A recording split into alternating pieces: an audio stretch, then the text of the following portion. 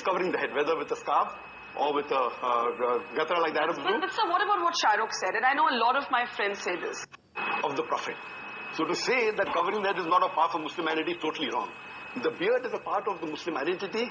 Wearing the cap, or at least covering the head, whether with a scarf or with a gatra like that of blue. But sir, what about what Shah Rukh said? And I know a lot of my friends say this. That, and all of us, no matter what faith we come in, we interpret our faiths differently. We take away some things, we don't do some things. Does that make us any less of Hindus, Muslims, Christians? No, as I said, that Muslim is a person who submits will to God. So you cannot say a liberal Muslim or a moderate Muslim. You can say a practicing Muslim or partly practicing or non-practicing. That's more correct. You know, and to understand Islam, don't look at the Muslim, don't look at me. Go to the scriptures. That is the reason I give talks on Islam and comparative religion. But as far as the stereotype is concerned, I find that a too narrow definition of Islam. I personally reject all rituals. But Islam is part of my culture and my ethos. I'm as proud a Muslim as anybody else on this podium. But I don't have to wear it on my sleeve, and I think that's too narrow a definition of Islam. I'd like to make a point. Yeah. They talked about people being stereotyped because of the beard and the cap and the hijab. Then we should say that all Sikhs are stereotyped. Anyone who wears a turban and wears a beard. It's not the same. But what has happened, I'll tell you, in fact, India has become, in a strange sense, more liberal, because when Yusuf Khan entered the film industry and adopted the name of Dilip Kumar, that was a time when the whole of India was pretty prejudiced against Muslims, let me tell you. And Meena Kumari, who was she? She was also a Muslim. Why were all the names? Shah Rukh is an amazing example of a Muslim who is now the Badshah of Bollywood with a Muslim name. He didn't have to change his name. So something has happened. Would you have ever changed your name? To Akshay Kumar, yes. I would never change my name. But now the reverse is happening, Barkha. I know of boys who come from small towns, want to become actors. They change the name to Khan because they think that's the badge of That's the way to go. No, it's Khan or Kapoor. Sorry, Najib? But Dilip Kumar has now become Allah Rakha Rahman. Yeah. That's the change. But now he's no longer a star. Yeah, Shah Rukh, you want to make a point, and then Soha and Madani. I just want to say one thing. That, you know, I just want to know very clearly, and I'm a Muslim, and I want to know: is it more important for me to look Muslim and see Muslim, or to feel Muslim?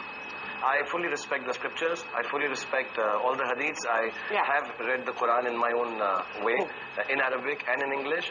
But I think its time has come, and this genuinely is an appeal, that it is more important to feel Muslim, to than feel to look Hindu, it, than to look it. And if you do, if you do, it's absolutely cool.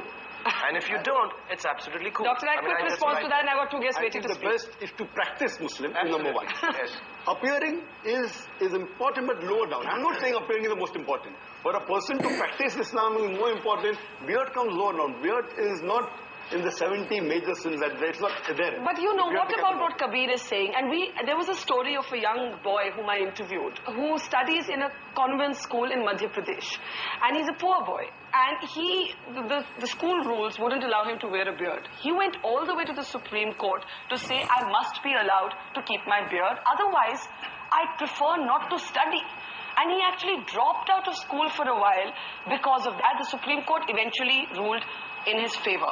And that is my next question, and I want to take that to Madani Saab. Madani Saab, you're a very interesting character for me, because at one level, you have organized, as Alex said, all of these fatwas against terrorism and all of that. But you also had a resolution against the singing of Vande Mataram. And these kind of resolutions, I know many of my friends would say is what stereotypes Muslims. बात ये है कि वंदे मातरम गाना बिल्कुल अलग चीज है। हाँ, गाने के लिए जिद करना बिल्कुल एक अलग चीज है। कोई जबरदस्ती गवाना चाहे और नहीं गाए, या हम ये कहें हम नहीं गाते, तो फिर हम स्टीरियोटाइप हो जाएंगे। टेररिज्म की मुखालिफत करेंगे तो बहुत अच्छे हो जाएंगे। ये जो डबल मामला चलता है, ये ठीक नहीं। अभी मेरे दाढ़ी नहीं हो और कुर्ता पैजामा नहीं हो, ये भी जो पगड़ी से तो लोग बहुत डरते हैं ना, कहते हैं ये तो एक बच्चा एयरपोर्ट पे कहता है मदनी साहब मामा देखो बिन लादेन जा रहा है ना। हो गया है, अब ये सब मैं उतार दूं तो मैं एक रीजनेबल मुसलमान हो सकता हूँ, एक ऐसा मुसलमान हो सकता हूँ जो बहुत अच्छा आदमी है। और अगर मैंने ये पहन लिया तो ख्यालात मेरे कितने अच्छे हों। ख्यालात, नजरियात, आइडियोलॉजी, ये है बेसिक चीज, या बेसिक चीज हमारी दिखने वाली चीज है। That's the reverse stereotype, that the moment you see the beard and the skull cap, it's got to be a fundamentalist. Question, I want to get Soha, and she's been listening very patiently all this while. Soha, as somebody who's grown up in a sense in a house of mixed religion, for you, in a sense, do you feel that public gaze? Do you feel, many people have questioned my labeling of, or my looking for the moderate Muslim. Yet there are others who say that we don't hear enough moderate voices. We either hear the religious voices, or we hear the non-believing. Because I don't think anybody is really interested in what the moderate Muslim has to say, because it's not very interesting. It's sort of boring. We're represented by extremists who have violent opinions, perhaps. I'm talking about vandals. And I think maybe also more recently, I was asking my mother when I was asked to come on this show. I said, in your time, when you married my father, and you had an interreligious marriage, which presumably at that time, 40 years ago, was more controversial than it is today. Were you ever asked to defend your identity, to defend your choice of religion, what it means to be Hindu or Muslim, the way that we are today? And she said, no, not at all. It was a no-comment issue. You just said no comment and you moved on in life. Over the past, maybe ever since I've been in cinema, certainly, it's an issue. And there is...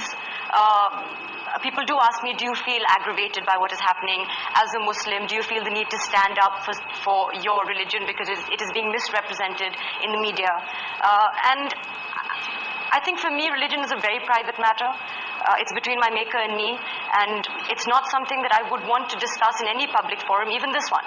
We should be talking about an Indian identity as opposed to a Muslim identity, I think. Okay, I'm going to take that as my cue to take a break. But is it, as I said to Alec earlier, is it that simple? Is there also a sort of denial within the community? Is the secular debate caught up in a certain amount of dishonesty? And there's also the reverse stereotype. We'll take a quick break and then we'll take the questions that I'm sure a lot of people have here. That's coming up after the break.